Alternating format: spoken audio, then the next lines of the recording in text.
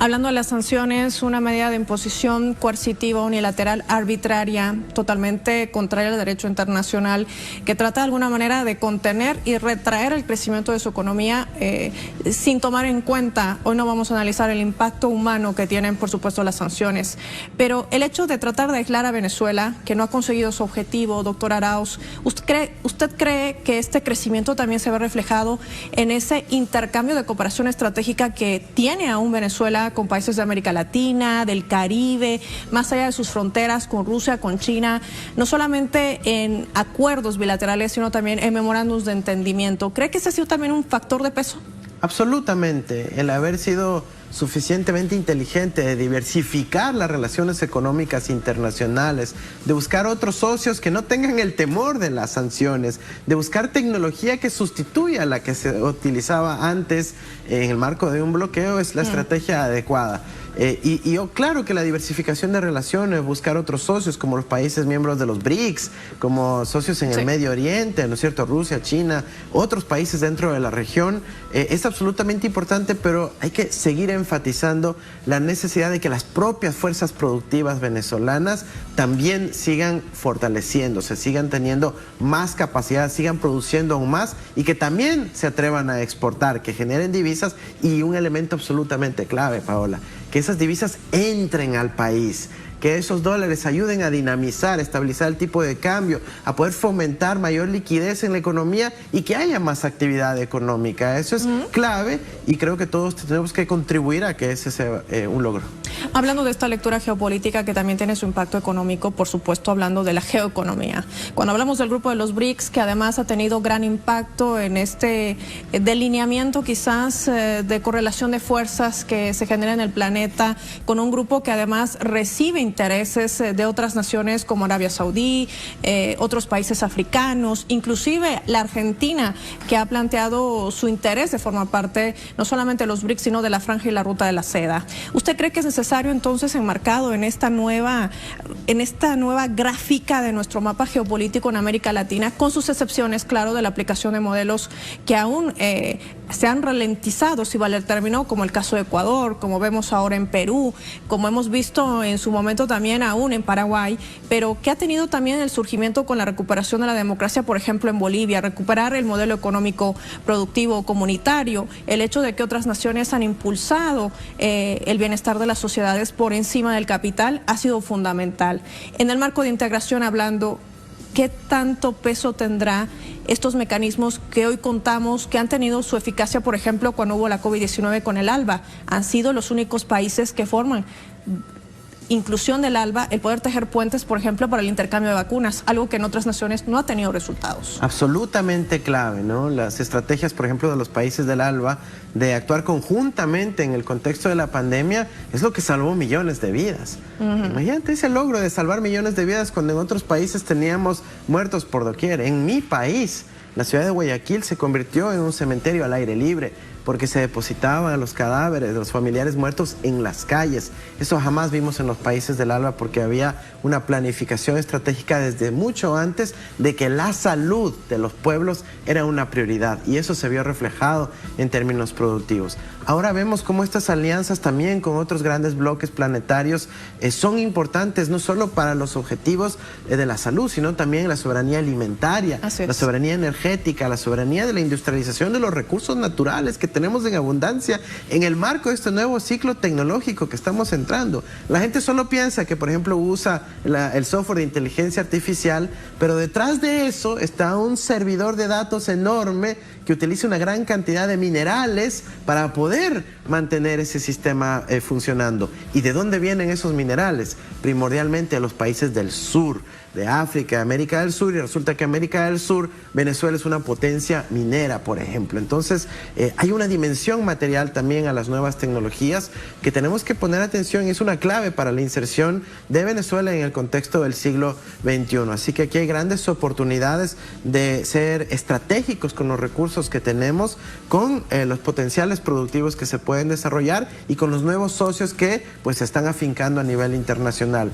Solo en el último mes hemos visto cambios geopolíticos que quizás no han pasado en décadas. El tema de los acuerdos de paz entre Irán y Arabia Arabia Saudita, el fin de la guerra de Yemen, el rol estratégico de China con Rusia alrededor de la transformación del sistema financiero, los países del sudeste asiático, el cambio de la cotización del petróleo en dólares al petroyuan, son cosas que están yendo de forma muy acelerada, pero no podemos descuidarnos. Tenemos que hacer el trabajo en casa, continuar impulsando nuestro propio aparato productivo para satisfacer las necesidades de nuestro pueblo. Y ese paradigma también podría aplicarse para nuestra América Latina, recuperar aquellos escenarios que nuevamente han sido catapultados por estos modelos económicos, llámese neoliberales o imperialistas, que de alguna manera van en detrimento de toda esa conquista social que a lo largo de años se ha tratado de construir y que es increíble, pero que en tan solo meses se echa todo por tierra.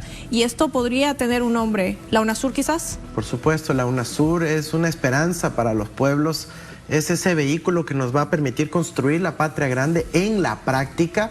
Quizás ahora con la nueva UNASUR, este relanzamiento de esta institución que hermana a los pueblos, tiene el reto de ser menos quizás política, de menos cumbres, de menos fotos presidenciales y de más elementos concretos que la gente lo perciba en su día a día. Por ejemplo, construir la red ferroviaria suramericana. Solo la capacidad de tener infraestructura de conectividad que conecte a nuestros pueblos va a permitir emprendimiento, empresarios que puedan hacer negocio, dinámicas productivas, entrelazando a nuestros pueblos. El turismo va a pasar por un boom y para eso necesitamos construir los trenes. Ahí, por ejemplo, es clave la alianza con la China, que ha construido decenas de miles de kilómetros de trenes de alta velocidad, que ha transformado ese país y que podríamos hacer un paquete similar en América del Sur. Entonces sí, la UNASUR tiene que materializarse en elementos concretos del día a día para que pueda percibirse por la ciudadanía y defender y apoyar y apropiarse del proceso de integración regional. Y hablando de blindar las economías de nuestra región, que prácticamente se convierten en el foco o quizás la ambición latente de grandes potencias, veíamos la llegada de la jefa del Comando Sur, por ejemplo, a la Argentina, luego pasaba a Chile, Richardson, que dijo de manera abierta también que tenía intereses en los recursos estratégicos de la región. No es algo desconocido, pero para ello también trabajar en una integración que de alguna manera delinee no solamente la soberanía, el respeto a la autodeterminación de los pueblos, sino también ese blindaje a través quizás de una moneda común. ¿Podría ser esta quizás una alternativa de la que tanto se ha luchado y se ha querido trabajar durante años? ¿Cómo plasmarla? Hay que construir distintos niveles de protección. El uno es primero tener elementos de soberanía alimentaria, sanitaria, energética, para que inclusive en las peores situaciones el pueblo pueda poder tener su reproducción de su vida, ¿no es cierto? Entonces, esa es la principal protección que tenemos que tener. Sistemas productivos que estén funcionando con energía local, con recursos locales, con una industria local. Y tenemos las capacidades. Tenemos, absolutamente. No somos menos inteligentes que los asiáticos o que los europeos. Tenemos esas capacidades. Necesitamos voluntad política y obviamente detalles en la planificación e implementación de ese tipo de estrategias. Entonces, la primera defensa es tener sistemas productivos robustos, menos dependientes de suministros externos o de tecnología externa. Pero en segundo lugar, tenemos que ver cuáles son esos puntos donde podemos tener vulnerabilidad. Quizás en elementos tecnológicos, en software que estamos utilizando, en nuestros datos que se están exportando al norte y se almacenan allá y ni siquiera podemos acceder a ellos.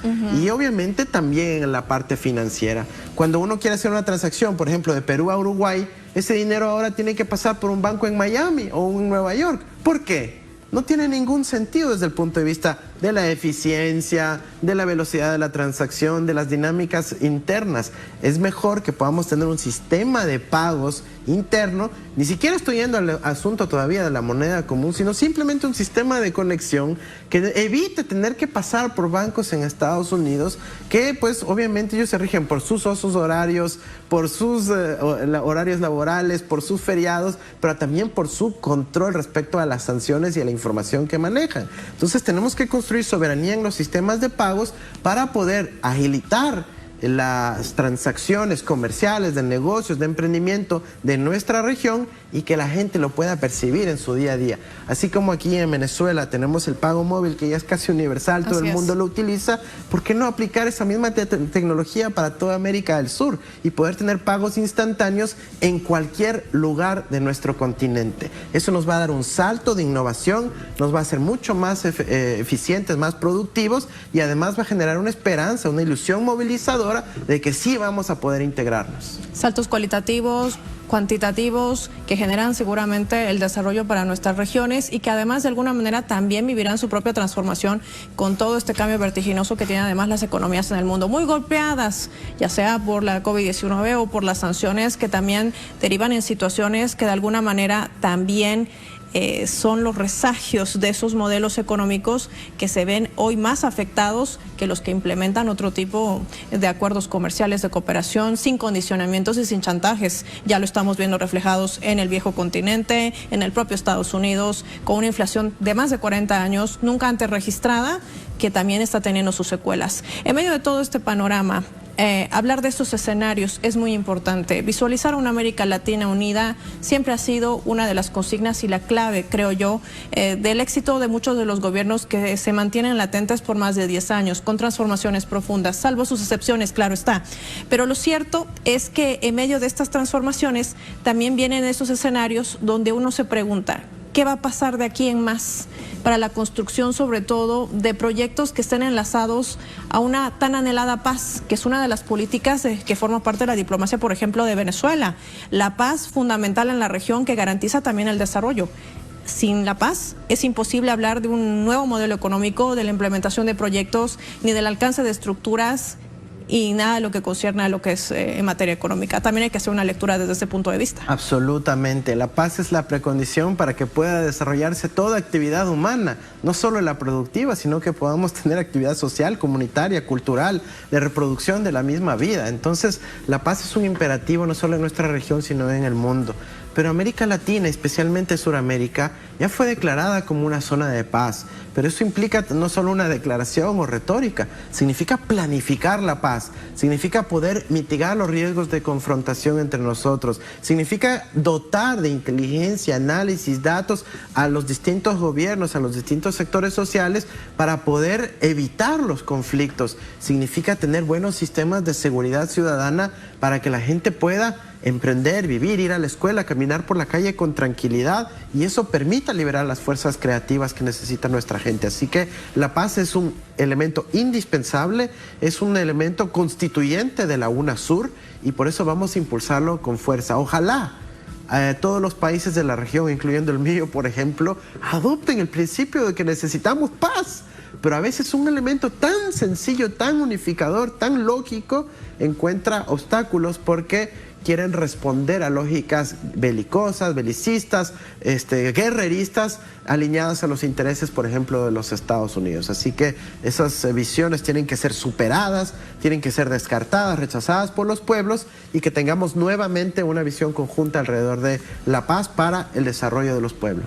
Con este último informe, por ejemplo, de la CEPAL, que nos delinea no solamente el crecimiento que podría registrar la región, sino sobre todo también el impacto que tiene en una nación golpeada mediáticamente, golpeada también por el sentido de ese asedio político permanente y con medidas coercitivas que de alguna manera han tratado de impedir el desarrollo de sus ciudadanos, más allá de la vulneración de sus derechos humanos, que es un aspecto terrible y grave, del cual pocos o quizás nadie quiere hablar en los grandes medios hegemónicos occidentales. Pero lo cierto es que la CEPAL de alguna manera avisora un panorama distinto al que reflejan actualmente otras naciones. Por ejemplo, la Unión Europea, que si bien tiene una moneda común, el euro, no ha logrado salir de la inevitable recesión que se avecina para los próximos meses y los próximos años, golpeada también como un boomerang por las propias sanciones que impone a Rusia por el despliegue de su operación militar. Un punto de inflexión que ha sido clave también para el impacto que tiene, sobre todo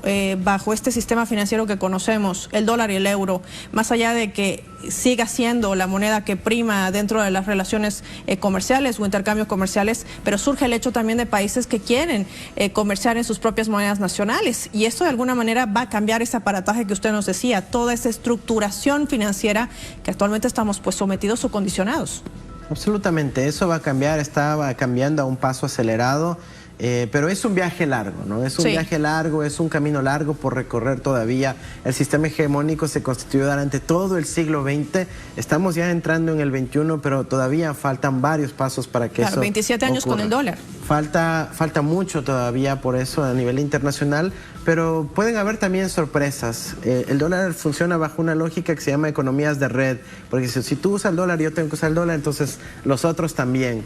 Y si es que se van construyendo estas alternativas, sobre todo con la incorporación de innovación tecnológica asociadas a esos medios de pago, el salto quizás puede sorprendernos.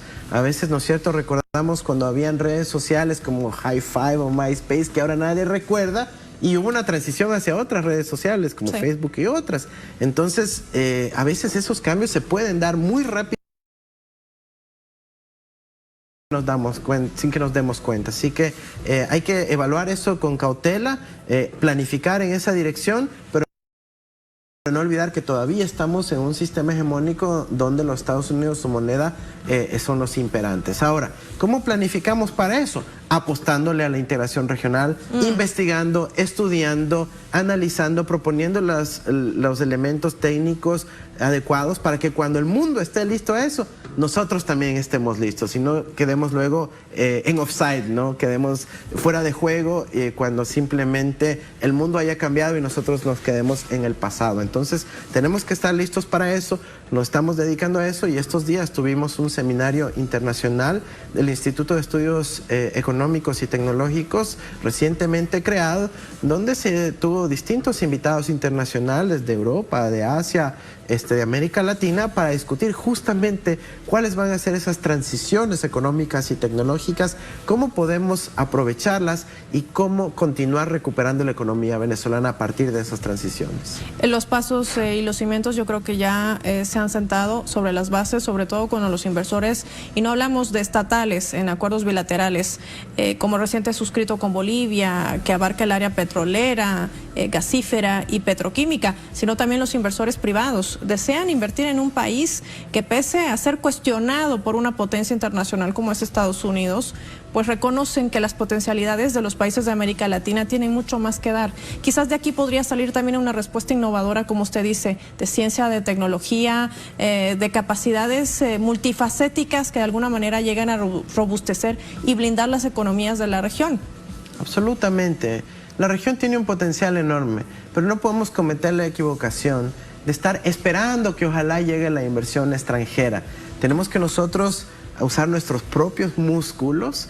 La región tiene ahorrados más de 400 mil millones de dólares depositados en Estados Unidos, y que esos recursos, si podemos movilizarlos, esa decisión política de aprovecharlos, de invertirlos, por lo menos una fracción de eso dentro de nuestra misma región, vamos a tener un boom, no solo de crecimiento, de desarrollo, de infraestructura, de conectividad, de emprendimiento, de oportunidades para los jóvenes, las mujeres, de todo tipo de economía que pueda darse en la región. Así que tenemos que abandonar esas actitudes donde a veces tenemos una mentalidad algo colonial, en donde esperamos que llegue algo del norte, y nosotros decir, lo podemos hacer, y lo podemos hacer como ha demostrado Venezuela, que incluso en un escenario de bloqueo criminal está con las tasas más altas de América Latina, con las tasas más altas de la región suramericana. Entonces eso es una muestra de que se puede hacer inclusive en condiciones absolutamente duras, como no lo vamos a hacer como región en su conjunto. Quiero agradecerle, doctor Andrés Arauz, por su tiempo, por haber participado con nosotros en el programa. Ha sido un placer tenerlo en Es Noticia. Muchísimas gracias, Pablo.